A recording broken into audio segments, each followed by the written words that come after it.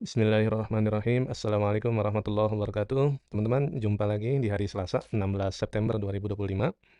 Kemarin kita dapati kabar yang sangat kontroversial ketika Komisi Pemilihan Umum Republik Indonesia, ya ketuanya nih menggantikan Pak Hasyim Asyari ya, Pak Muhammad Hafidudin, itu beserta komisioner yang lain membuat sebuah keputusan yang kontroversial nomor 731 tahun 2025. Yakni ada 16 dokumen yang disifati sebagai dokumen rahasia dan nggak boleh dipublikasikan kecuali atas izin dari capres-cawapresnya.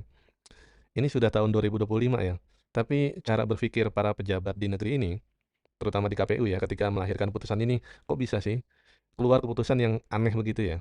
Yang namanya pejabat atau calon pejabat, itu kan harusnya sebagai penyelenggara nih ya, yang ingin menghasilkan kualitas pemimpin yang terbaik, harusnya dia bilang begini loh, "Wahai, para pemilih yang nantinya akan mempunyai hak pilih, ini kami sudah merilis semua dokumen-dokumen dari para paslon yang akan maju sebagai capres-cawapres. Silakan dicek.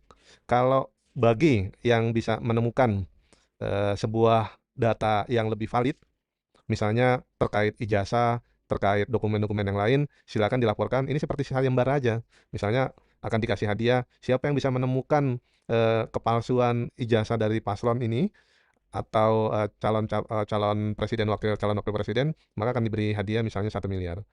Kan harusnya begitu. Jadi dengan dunia digital yang semakin maju sekarang, nggak perlu lagi sih menutup-nutupi kayak gini. Justru harusnya sebagai penyelenggara, itu kerjanya lebih baik. Misalnya dokumen masuk, ya dicek lah. Bukan hanya ditanya, "Mana nih aslinya? Benar nggak ada?" "Oh ada." "Coba legalisirnya sini."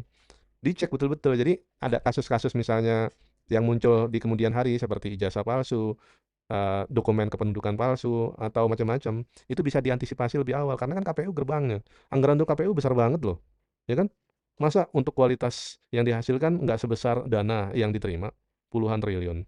Ya, jadi baguslah ini dibatalkan dan jangan buat peraturan-peraturan yang aneh-aneh ya.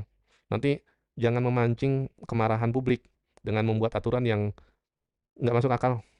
KPU sebagai gerbang penerima dokumen harus prudent, harus bisa dipercaya untuk meneliti, menelisik, memverifikasi, sampai validasi ini benar nih, ijazahnya ini benar nih dokumen ini.